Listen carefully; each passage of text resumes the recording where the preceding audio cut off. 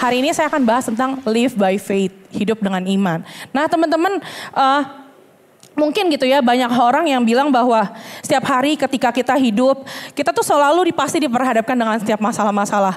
Hari Senin besok gitu ya, ketika lu masuk kerja, ketika lu masuk kampus, pasti aja ada masalah. Entah atau mungkin bukan cuma di kampus di sekolah, tapi entah itu di keluarga, dimanapun, pasti kita menghadapi masalah. Dan banyak orang bilang gini teman-teman, ya gue percaya gue hidup dengan iman kayak gitu kan. Nah tapi banyak orang-orang yang nggak di tempat ini ya, saya percaya. Nah banyak orang yang bilang bahwa oh ya gue hidup dengan iman gitu ya. Gue percaya setiap masalah-masalah pasti selesai, pasti punya jalan keluar. Tapi sebenarnya mereka nggak mengerti arti hidup dengan iman sesungguhnya kayak gimana. Nah teman-teman, hidup dengan iman atau enggak itu kelihatan ketika kita menghadapi situasi masalah yang kita hadapin gitu. Kalau misal saat ini lu tiba-tiba ketemu masalah, di saat itu juga lu lagi sedang lu sedang dipaksa untuk ya lu mau hidup dengan iman atau enggak kayak gitu. Nah kita sama-sama buka ya di Ibrani 11 ayat 6. Dah? Oh ya, bentar. Oke, semuanya kelihatan? Kelihatan ya? Yang gak kelihatan pokoknya lu pulang dari gereja beli kacamata ya. Nah kita langsung sama-sama bacanya, jadi bacanya dengan ini ya, semangat ya guys, baca dengan semangat. Oke, kalian yang baca ya. Oke, 1 Ibrani 11 ayat 6, 1, 2, 3.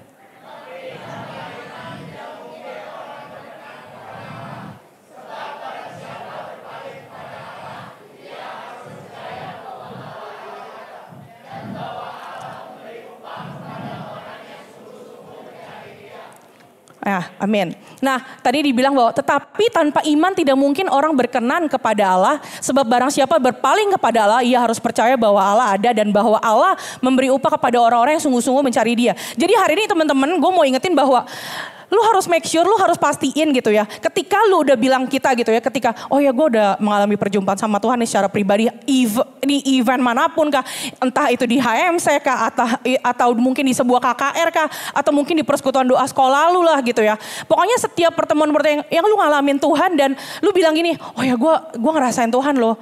Tanpa gue melihat pakai mata gue, tapi gue bisa merasakan kehadirannya. Dan lu bilang bahwa, oh ya gue pengen dibaptis gitu kan. Habis dibaptis, oh ya gue mau sungguh-sungguh ikut Tuhan. Bahkan mungkin kalau hari ini ada teman-teman yang, oh ya gue udah melayani kayak gitu. Nah teman-teman, hari ini lu harus pastikan bahwa apakah ketika lu ikut Tuhan, lu masih apakah lu punya iman gitu. Nah karena apa teman-teman iman itu penting? Karena iman itu yang akan menuntun kita dari awal sampai akhir ketika kita nanti ikut Tuhan. Karena akan banyak tadi dibilang akan banyak hal-hal yang kita hadapin, enggak cuma di kehidupan lu doang gitu ya. Maksudnya kayak kehidupan tuh kayak di sekolah, di kampus. Akan banyak tes yang Tuhan izinkan gitu ya, kayak ujian yang Tuhan izinkan untuk ngetes iman kita, apakah iman kita kokoh atau iman kita sama seperti tadi yang di ibadah 1 dibilang bahwa iman yang dibangun di atas dasar pasir. Nah, mungkin teman-teman tahu ya cerita tentang Sadrak, Mesak, Abednego. Tahu ya guys? Tahu gak? Ya, kalau yang gak tahu nanti pulang baca. Kalau gak lu di Google aja atau AI lu cari cerita Sadrak, Mesak, Abednego di Alkitab ya, bukan di lain. Soalnya gue sempet kayak cari cerita firman gitu kan, bukan firman Tuhan. Gue searching waktu itu cerita firman, kebukanya kitab-kitab agama lain kayak gitu. Nah jadi hati-hati juga guys. Nah sebelum cerita Sadrak, Mesak, Abednego gitu ya. Nah gue sedikit cerita dulu. Tadi kan dibilang kan bahwa tetapi tanpa iman tidak mungkin orang berkenan kepada Allah. Nah teman-teman nanti gitu ya, gue pernah dengar gitu ya waktu gue ikut kelas-kelas kerohanian gitu, dibilang gini, ketika nanti Tuhan datang yang kedua kali, Tuhan datang di awan-awan menjemput kita teman-teman, Tuhan tuh gak cuma lihat buah pelayanan kita doang. Emang banyak hal yang akan Tuhan lihat, banyak hal yang akan Tuhan nilai gitu ya. Intinya adalah buah pertobatan lu, maksudnya ketika lu terima keselamatan apa yang lu kerjakan kayak gitu. Dan buah dari yang lu hasilkan dan orang-orang bisa mengenal Tuhan, Tuhan akan lihat itu. Tapi teman-teman, hal yang paling penting adalah ketika Tuhan datang nanti, yang Tuhan pastikan, yang harus kita pastikan kita memiliki itu adalah iman. Karena Tuhan bilang ketika Tuhan datang nanti yang terakhir kali, dia bilang bahwa apakah gue akan mendapati iman di bumi. Jadi hari ini ayo sama-sama gitu ya. Kalau mungkin yang hari ini lagi ibaratnya kita lagi naik pesawat dan lu kayaknya pesawatnya lagi ya kalau turbin gitu ya, mengalami turbin. Ayo mari sama-sama, ya turbulen, sorry. Kok turbin sih, sorry. Air turbin dong, sorry guys. Gak apa-apa ya. Terima kasih ya. Nah pokoknya, makasih ya teman-teman. Nah pokoknya intinya ketika lu yang mengalami turbulens gitu ya. Nah kalau mungkin hari ini lu berasa kayak, oh ya gue datang kayaknya ya udah gue datang aja ke gereja. Gue ikut Tuhan kayaknya ya ikut atau enggak ya udah suka-suka gue. Atau mungkin gue ikutin orang kalau orang ke gereja. Nah berarti ada hal yang harus kita cek dalam iman kita teman-teman. Nah aku sedikit cerita gitu. Sadrak, Mesak, Abednego adalah 3 orang yang sebenarnya mereka punya nama, tapi terkenalnya adalah Sadrak, Mesak, dan Abednego. Nah, jadi di cerita di Daniel itu adalah cerita tentang Raja Nebukadnezar ketika memerintah gitu ya. Intinya gue ceritain dikit dulu ya. Nah, si Raja Nebukadnezar ini membuat sebuah patung emas yang pokoknya panjang lah ya, tingginya seberapa hasta gitu, pokoknya gede banget lah. Nah, dia bilang semua orang yang ada di kerajaan itu gitu ya, di tanah itu ibaratnya gitu ya. Dia bilang harus nyembah patung emas itu. Kalau lu gak nyembah, lu akan ditaruh di perapian yang menyala-nyala. Nah pokoknya ya ceritanya ya namanya perintah ya. Ibaratnya kayak mungkin kayak Jakarta gitu kan, misalnya gubernur kita bikin perintah, semua orang harus lapor pajak gitu, nggak mungkin. Terus misalnya dibilang ada konsekuensinya, kalau nggak konsekuensi lu bakal bayar pajak 100 juta misalnya gitu ya, perorangan misalnya gitu. Tapi ini enggak. Nah contohnya ibaratnya kayak gitu, pasti semua orang melakukan itu dong, dibanding lu didenda. Nah sama, ibaratnya gini, lu mau nyembah atau lu mati, matinya itu ibarat masuk ya perapian menyala-nyala itu, lu akan dilemparkan ke sana. Nah teman-teman, di saat itu gitu ya, ada 2 ayat yang sangat memberkati banget gitu ya. Jadi tuh di antara seluruh orang yang ada di tanah itu cuma 3 orang yang tidak menyembah patung itu. Jadi intinya ya pesuruhnya si Raja Nebukadnezar tuh bilang kayak, Raja ini nih ada nih 3 orang nih namanya si Sadrak, Mesak, Abednego. Mereka tuh gak mau nyembah patung ini nih. Jadi gimana kayak gitu. Terus di saat itu Raja tuh semakin marah dong. Gue udah bikin perintah, lu gak mau ikutin ya kayak gitu ya. Dan dia bilang di ayatnya, bahkan dibilang perapian yang menyala-nyala itu dibuat lebih panas daripada perapian yang biasanya. Nah tapi ada ayat yang dibilang gitu ya, si Sadrak, Mesak, Abednego bilang gini. Di Daniel 3 ayat 17-18. Jika Allah kami yang kami puja sanggup melepaskan kami, maka ia akan melepaskan kami dari perapian yang menyala-nyala itu. Dan dari tanganmu ya Raja. Tetapi seandainya tidak, hendaklah Tuanku mengetahui ya Raja, bahwa kami tidak akan memuja dewa Tuanku dan tidak akan menyembah patung emas yang Tuanku dirikan. Nah teman-teman, ya tadi kalian baca ya. Jadi intinya dia bilang ini, kalaupun Tuhan gitu ya, ibaratnya ya Allah ini dia bilang, jika Allah tidak melepaskan kami dari perapian yang menyala-nyala dan dari tangan Raja Nebukadnezar, dari tangan lu ibaratnya gitu ya. Dan seandainya pun dia gak nyelamatin, dia bilang mereka bertiga tidak akan menyembah patung emas yang Tuhanku dirikan. Nah teman-teman, hari-hari ini gitu ya, mungkin iman kita gak dipaksa, maksudnya ibaratnya tuh seperti kayak gini, hukumannya langsung lu ditaruh perapian menyala-nyala. Nah mungkin hari ini ketika kita ngalamin ketika di sekolah, di kampus, di keluarga kita, mungkin banyak hal yang Tuhan izinkan terjadi dalam kehidupan kita teman-teman. Mungkin banyak banget iman kita dicobain gitu ya, ibaratnya mungkin bukan berarti Tuhan jahat ya guys, tapi Tuhan izinkan itu adalah untuk memproses apakah iman kita semakin kokoh atau enggak. Dan satu hal yang harus kita tahu bahwa Tuhan tuh bukan Tuhan yang asal mencobai kita, bukan. Tapi Tuhan pengen membuat kita menjadi orang-orang yang benar-benar ketika Tuhan datang nanti, iman percaya kita kokoh. Benar-benar mau orang mungkin ya, mungkin kalau dibilang kan ada zaman di antikris ya, sebenarnya amit-amit kita jangan sampai kita ketinggalan lah ya. Itu berarti pengangkatannya udah selesai. Tapi intinya adalah akan banyak hal-hal yang terjadi, kejahatan-kejahatan yang terjadi bahkan sampai sekarang, yang bisa jadi kita malah ninggalin iman kita. Bisa jadi ketika, sorry itu saya amit-amit tolak nama Tuhan Yesus gitu ya. Misalnya Aldi ini misalnya gitu kan, maksudnya amit-amit ini tolak nama Tuhan Yesus banget ya. Maksudnya misalnya dia gak jadi ikut Tuhan gitu kan misalnya. Tapi kita punya iman dan kita nggak ngikutin Aldi, kita tetap stay sama Tuhan. Ini contoh doang, oke? Nah, nggak mungkin, tapi dia nggak mungkin, oke? Nah, teman-teman, aku cuma mau ingetin gitu ya, kayak kalau kita baca ulang nanti pulang di cerita rumah di rumah kita pulang dengar cerita, baca ceritain lagi, dibilang tuh bahwa semua orang tuh nyembah. Hari ini teman-teman, aku cuma mau bilang bahwa di hari-hari yang ini, mungkin dunia sedang lagi bikin iman kita jadi berbalik ya. Ibaratnya iman kita jadi turun gitu. Sesuatu yang mereka bilang, oh ya gak apa-apa lah lakuin hal kayak gini. Gak apa-apa, lu masih muda. Lu berhak untuk cobain apa aja. Lu berhak karena hidup lu. Tapi harusnya kita tahu bahwa kalau Tuhan kasih kita cuma hidup satu kali, bukan hidup kayak, sorry tuh saya kayak kucing gitu ya, 9 nyawa. Tuhan kasih kehidupan kita satu kali, harusnya kita gak pernah coba-coba. Kita gak pernah main-main dalam kehidupan kita. Nah,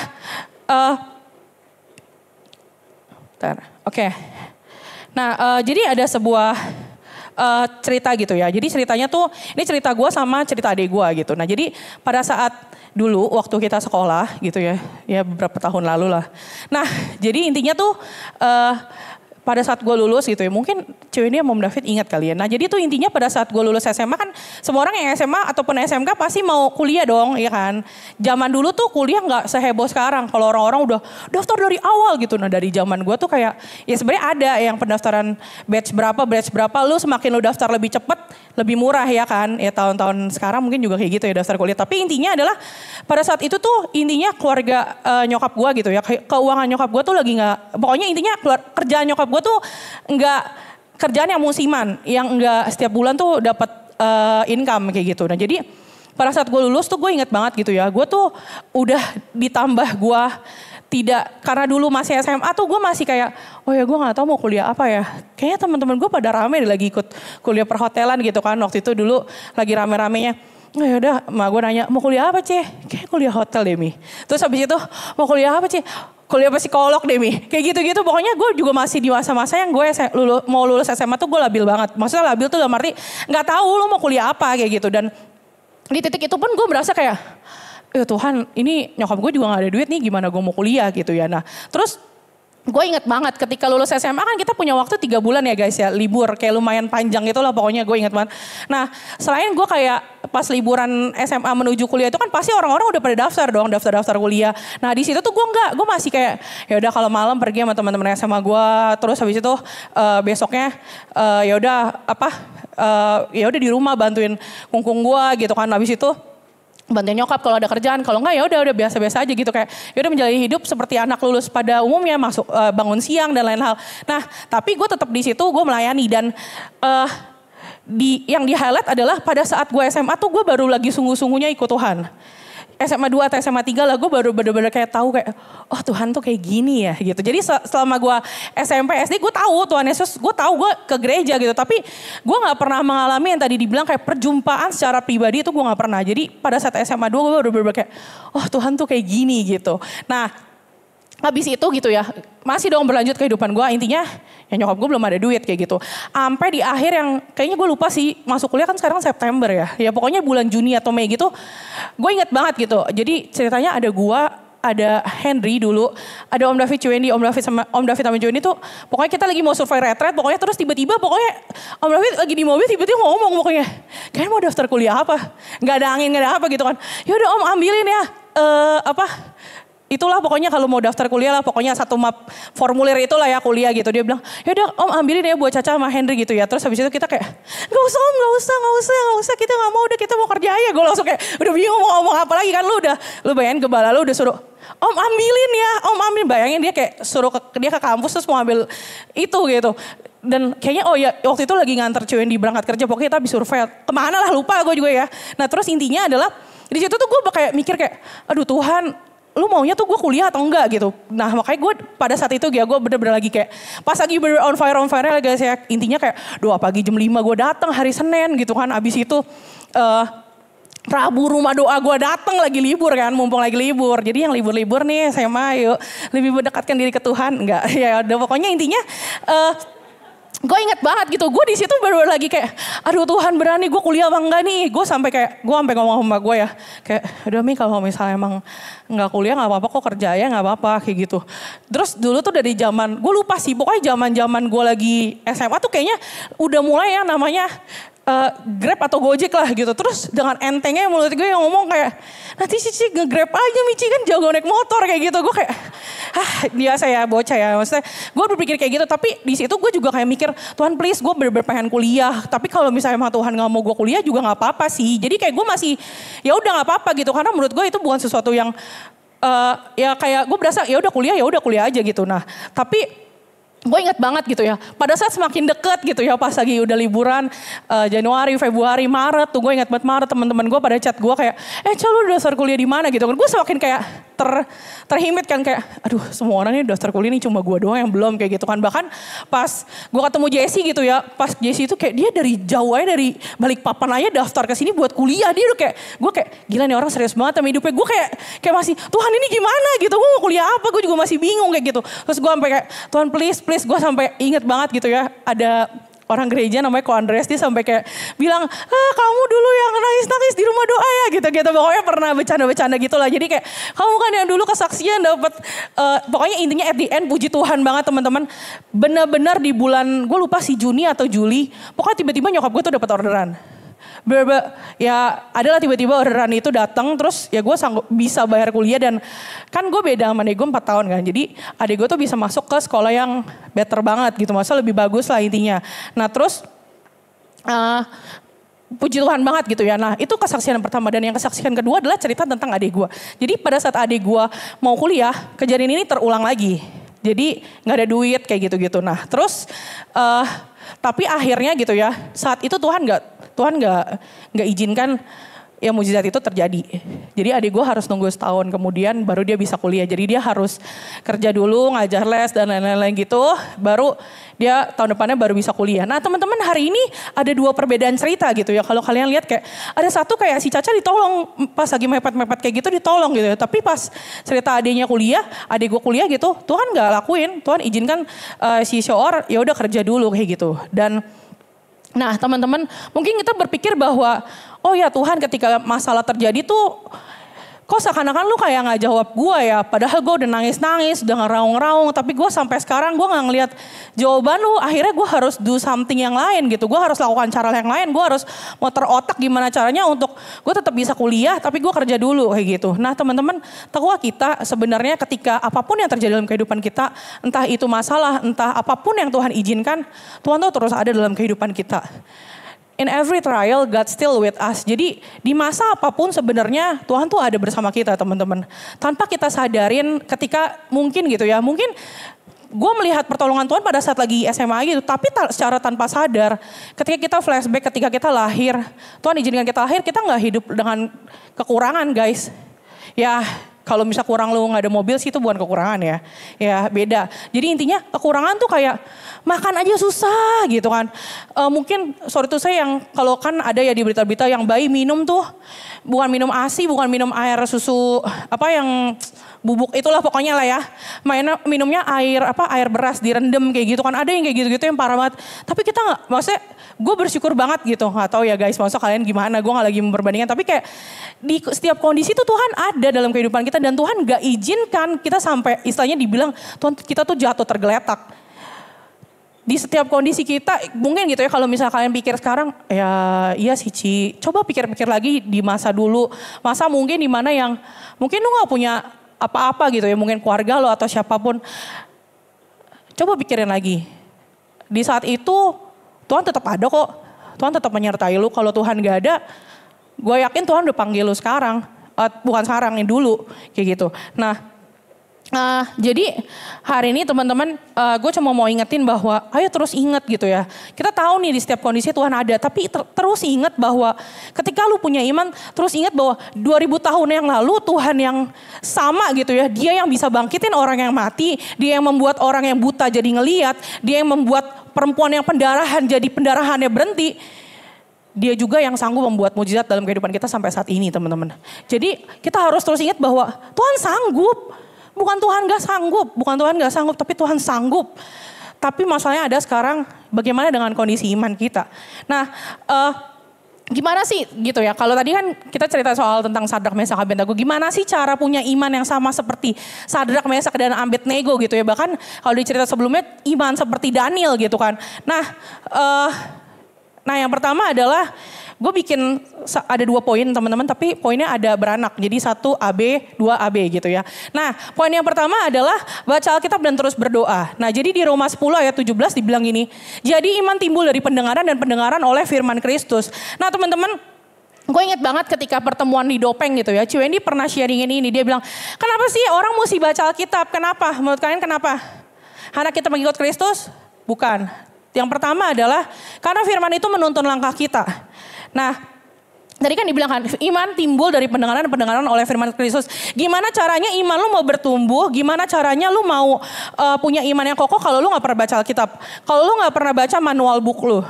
Ibarat tuh Alkitab tuh sama kayak, kalau mungkin yang kuliah manajemen misalnya gitu kayak gua.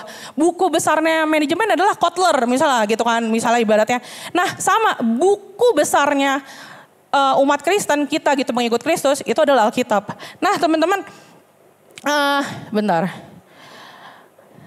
Pernah gak sih satu momen di mana lu ngerasa ketika mungkin ya buat teman-teman yang mungkin coba ingat-ingat lagi gitu ketika kita on fire banget sama Tuhan gitu, ketika kita sungguh-sungguh sama Tuhan, ada satu momen di mana lu nggak baca Alkitab di satu hari gitu loh ya. Terus lu berasa kayak hari itu bener-bener kayak berantakan banget. Pernah gak?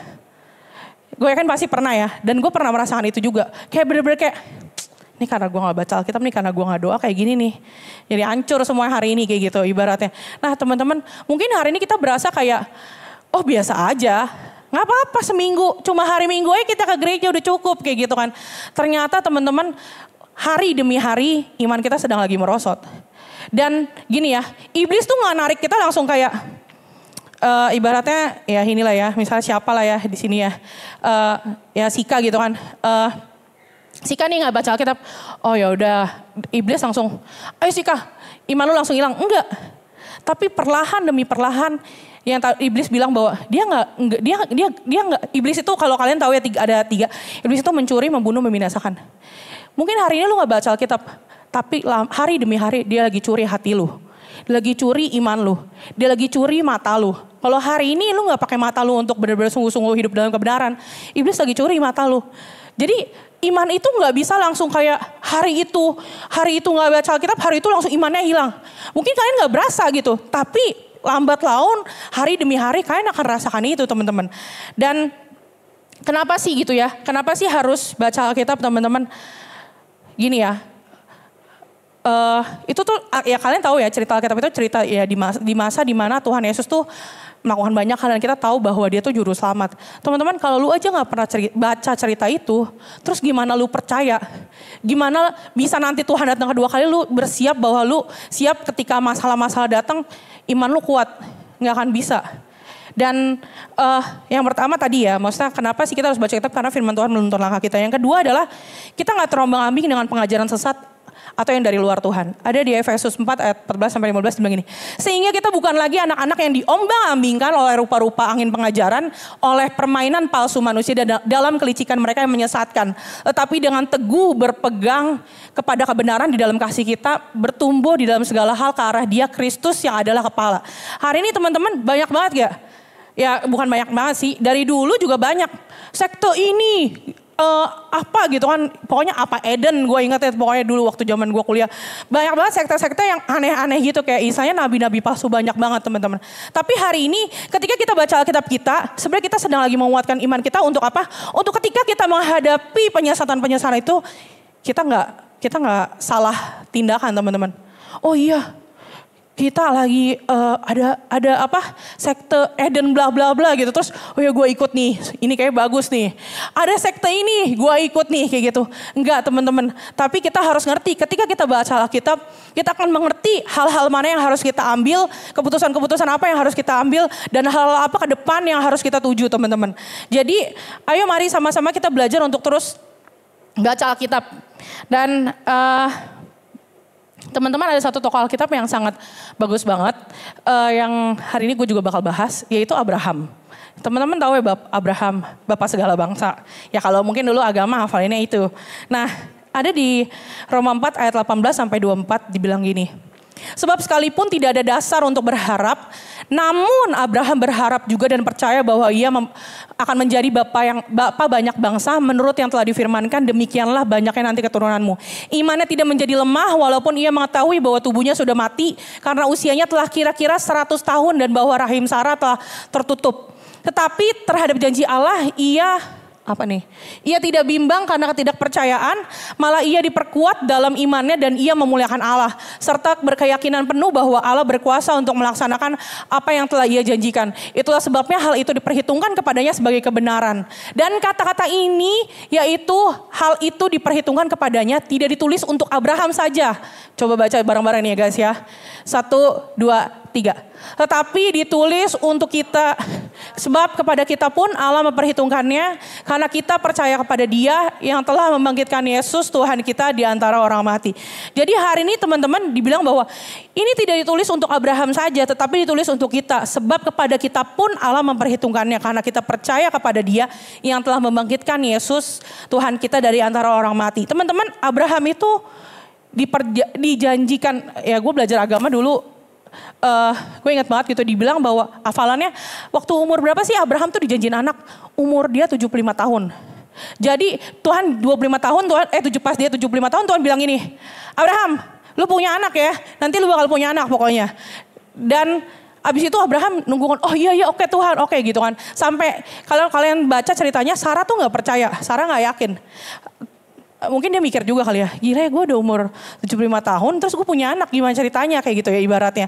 Nah teman-teman, tapi dibilang di sini tetapi tidak ada dasar berharap, namun Abraham berharap juga dan percaya bahwa ia akan menjadi bapa banyak bangsa.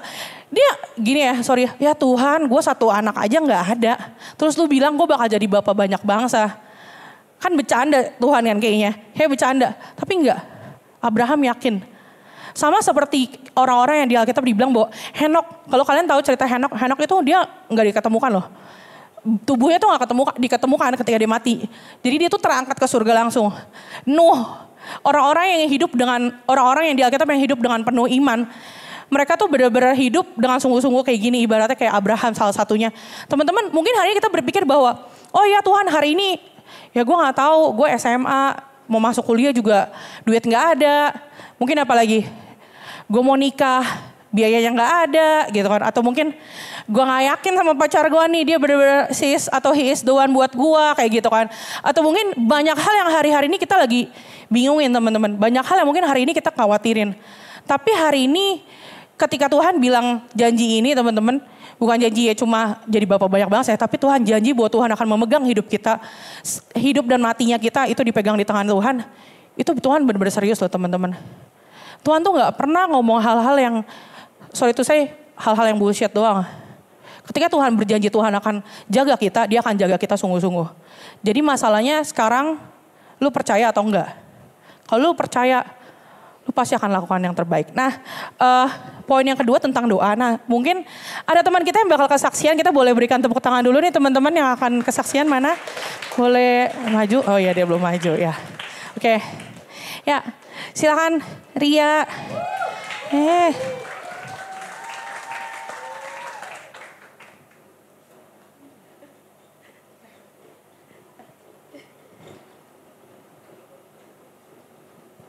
Oke, shalom semuanya.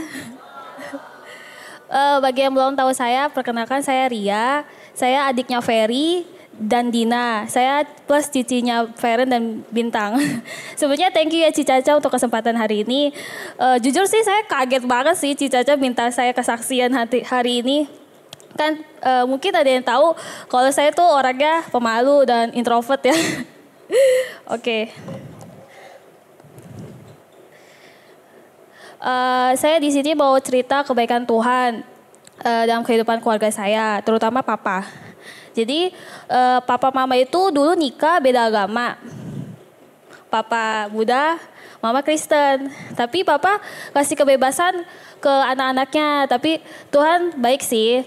Mama mulai ngajarin kita untuk sekolah minggu, ajarin kita berdoa, memuji Tuhan, baca Alkitab.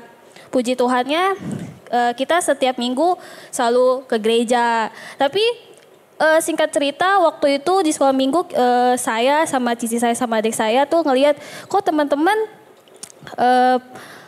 pergi ke gereja ada papi maminya, tapi sedangkan kita kok mama doang ya kan. Terus kita inisiatif, kita ngajakin papa ke gereja yuk Pak.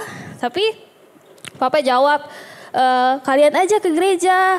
papa mah di rumah aja kan, papa kan sembayang gitu. Kalian doain aja papa. Jadi mama bilang, yuk doain papa biar papa bisa terima Tuhan. Jadi singkat cerita,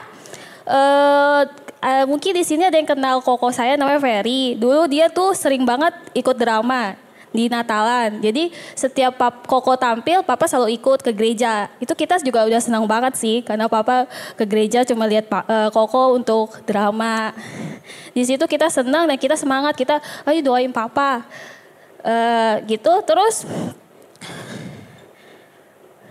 BTW papa itu selain agama Buddha, dia itu Buddha tok-tok kita bisa bilang. Dia tuh rajin banget sembayang.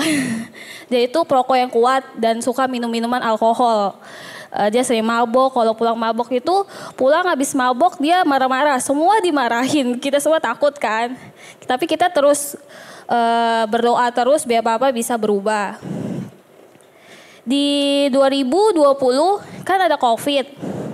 Tapi Tuhan baik masih lindungin keluarga kita gak kena COVID. Tapi di 2021 Tuhan mengizinkan keluarga kita kena COVID. Dan itu COVID-nya dulu sih parah banget ya. Sampai yang jadi sehat jadi pada sakit. Terutama Cedina sama Mama. Mama tuh sempet mereka sesak nafas. Tapi puji Tuhannya Cedina sembuh sih. Dia karena minum obat, karena berdoa ya kan. Tapi kalau Mama itu semakin hari kok semakin parah. Waktu malam-malam Mama drop. Mama sesak nafas. Dan Mama kayak kejang-kejang gitu. Sempat gak sadarkan diri. Kita semua panik. Kita panik, namanya manusia ya. Kita takut kehilangan Mama kan. Tapi di situ kita coba nenangin diri. Kita berdoa. Kita ajak Papa. Yuk Pak kita doa yuk Pak. Dan kita ajak Koko juga doa. Tapi lewat video call. Karena Koko lagi di luar negeri ya kan. Terus kita berdoa. Beberapa jam, mungkin sejaman kita berdoa. Puji Tuhan. Mama sudah mulai tenang. Mama gak sesak nafas. Mama udah mulai tidur dengan nyenyak dan besok pagi Mama bangun udah sehat lagi, kembali keadaannya semakin membaik. Itu puji Tuhan sih, karena kebaikan Tuhan. Oke, ternyata di kejadian malam itu Papa ada bilang kalau Mama sehat, kalau Mama sembuh, Papa mau masuk Kristen dan mau dibaptis. Puji Tuhan, di Desember 2021 Papa dibaptis dan terima Tuhan. Oke, tapi walaupun Papa sudah dibaptis, tapi Papa masih melakukan kegiatan yang lamanya, masih suka ngerokok, mabok-mabokan. Tapi walaupun jarang-jarang, tapi masih melakukannya. Singkat cerita di 2023 bulan September, di mana saya dan cici saya itu ulang tahun kan di bulan itu. Tapi Tuhan mengizinkan terjadi, Papa sakit. Papa kena penyakit infeksi pernafasan, di mana Papa harus bernafas lewat oksigen. Itu sih kita sedih banget ya, maksudnya takut. Terus Papa mesti diuap sehari 3 kali. Sempet Papa kayak putus harapan, nggak semangat lagi. Tapi kita sebagai anak-anaknya, ayo Pak semangat, kita doa, pasti Papa sembuh, pasti Tuhan sembuhkan. Terus Papa bilang kalau Papa sembuh, Papa sehat lagi, Papa gak mau minum-minuman lagi, gak mau ngerokok lagi. Terus Tuhan baik sih, kita terus gak berhenti untuk berdoa. Puji Tuhan, Tuhan menjawab lagi dan Tuhan kasih kesempatan Papa untuk sehat lagi. Papa, beberapa hari Papa sehat, udah boleh pulang dari rumah sakit. Dan Papa sekarang udah gak ngerokok, udah gak mabok-mabokan lagi, minum-minuman. Itu puji Tuhan sih, semua karena kebaikan Tuhan. Oke, Papa yang dulu bukan Papa yang sekarang. Iya, yang dulunya Papa ngomong ke gereja, Papa sekarang rajin banget ke gereja. Bahkan pernah Mama itu lagi gak enak badan, tapi Papa memutuskan untuk ke gereja beribadah sendiri pun jadi. Hebat banget sih. Dan Papa dulu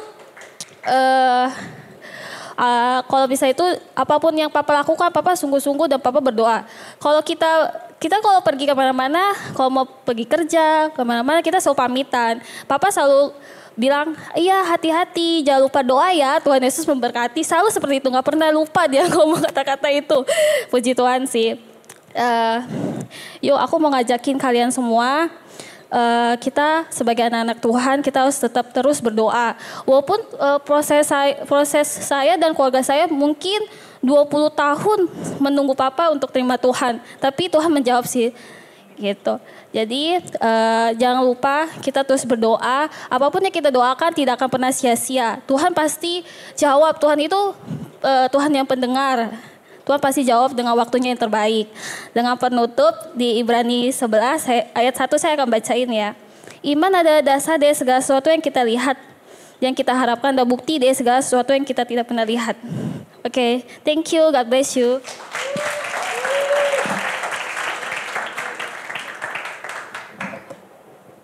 Oke teman-teman, tadi kita dengar ya kesaksian tentang Ria bahwa mereka tuh gak berhenti berdoa. Jadi kalau mungkin dulu waktu kecil mereka gak sungguh-sungguh ke gereja, mereka gak membangun iman mereka, mungkin mereka gak akan sepakat mendoakan papanya untuk kenal sama Tuhan. Dan kapan itu terbayarkan, kapan mereka bisa menuai doa mereka? 20 tahun guys. Bahkan kalau tahun ini Dina 26 ya, 27 sorry. Berarti udah 20 tahunan sekian mereka berdoa ya, berapa belas tahun mereka berdoa sampai di tahun lalu papanya itu dibaptis kenal sama Tuhan dan sungguh-sungguh ikut Tuhan. Nah teman-teman hari ini mungkin kita berpikir bahwa oh ya baca Alkitab mah ya udahlah baca aja kayak gitu. Jangan sampai kita menganggap bahwa baca Alkitab itu cuma sekedar rutinitas teman-teman. Kalau lu berpikir lu cuma baca Alkitab lu rutinitas, iman lu gak akan gini ya, ketika kita baca Alkitab harusnya iman kita tuh semakin diteguhkan.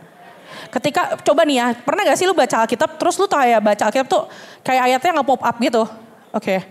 Nge-pop up tahu kan? Ya pokoknya yang nge-pop up gitulah kayak ini rema banget nih, maksudnya gue dapetin banget dari ayat ini. Nah teman-teman seringkali ketika kita baca Alkitab tanpa kita sadar, setiap ayat, setiap cerita yang kita baca itu tuh ibarat kayak masuk ke dalam diri kita.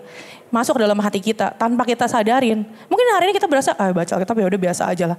Tapi kita gak pernah sadar teman-teman ketika iman kita udah kokoh, iman kita terbangun lewat Alkitab yang kita, lewat ayat firman yang kita baca. Dan mungkin saya minta waktu 5 menit tambahan maksimal ya guys, thank you. Teman-teman, tadi Ria kesaksian gitu tentang doa. Mungkin kita berpikir bahwa, oh ya udahlah doa, ya udah doa aja. Tuhan jawab apa enggak ya udahlah doa aja, doa aja biasa gitu. Tapi teman-teman doa yang benar-benar lu menggunakan iman gitu ya, lu percaya dengan iman lu. Tuhan kami berdoa buat papa. Mungkin ada air mata yang harus dibayar, mungkin banyak hal yang harus dibayar. Ngomong ngajakin Pak ayo Pak ke gereja, Pak ayo ini, Pak Ma ayo kita doa. Ada harga yang dibayar, waktu yang dibayar. Mungkin teman-teman hari ini kita berasa bahwa oh ya masalah gue gak selesai-selesai ya. Gue udah doa, gue udah tahun demi tahun gue udah coba. Hidup gue gini-gini aja, biasa-biasa aja, gak ngalamin tingkatan yang lebih kayak gitu. Teman-teman kita gak pernah tahu kapan Tuhan angkat kita. Kita gak pernah tahu kapan Tuhan jawab doa kita. Tapi yang harus kita tahu bahwa kita tetap lakuin bagian kita teman-teman. Dan yang poin yang kedua ini adalah lakukan bagian kita dan percaya sama caranya. Ada cerita Ayub teman-teman. Di ceritanya gitu ya. Ayub kan diambil kan, anak-anaknya meninggal semua. Tuhan ambil hartanya Ayub bahkan sampai Ayub benar-benar udah gak punya apa-apa. Tapi di ayat Ayub 1 ini dibilang, dalam semuanya itu Ayub tidak berbuat dosa dan tidak menuduh Allah berbuat yang kurang patut. Teman-teman ketika Ayub diizinkan terjadi kehidupannya, Tuhan ambil semua hal yang baik dalam kehidupannya. Ayub gak berbuat dosa, dia tetap lakuin yang benar. So hari ini guys, apakah kita masih lakuin yang benar? Apakah ketika mungkin hari ini Tuhan gak jawab doa kita. Mungkin hari ini lu berharap, Tuhan gue udah ikut lu banyak hal. Gue udah pelayanan, banyak keluarga gue yang belum diselamatin. Banyak orang-orang yang belum diselamatin. Apakah kita ngeluh? Atau kita kayak Ayub, kita tetap jaga hidup kita tetap melayani Tuhan. Tiap minggu kita setia, kita tetap ikut live, kita terus bertumbuh. Dan Tuhan izinkan masalah terjadi, kita gak nyalahin Tuhan kayak Ayub. Atau kita nyalahin Tuhan nih gara-gara cobaan lu sih. Kalau lu gak cobain kayak gini juga gak bakal ada. Kalau hari ini bokap gue udah pergi gitu ya. Mungkin hari ini gue masih bisa happy-happy. Atau mungkin banyak hal yang kita salahin keadaan atau kita salahin Tuhan teman-teman. Tapi hari ini kita harus tahu bahwa Tuhan benar-benar bekerja dalam kehidupan kita teman-teman. Yuk mari jadi sama-sama hari ini kita harus sama-sama. Yuk kita ambil bagian kita dan kita percaya sama caranya Tuhan. Caranya Tuhan doa yang mungkin kita naikin doa Tuhan lawat keluarga gue gitu ya. Mungkin keluarga gue belum kenal Tuhan.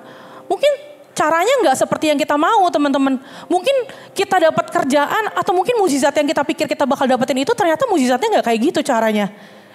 Dan ternyata memang iya Tuhan kita Tuhan yang kreatif. Dia nggak pernah kayak gini ya.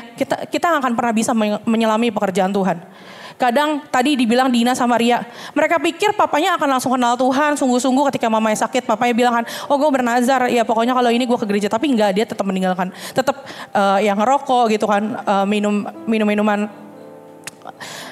berat kayak gitu kan. Terus habis itu banyak hal, tapi Tuhan izinkan caranya Tuhan, papanya sakit. Tapi akhirnya papanya mengenal Tuhan dan lepasin semuanya teman-teman.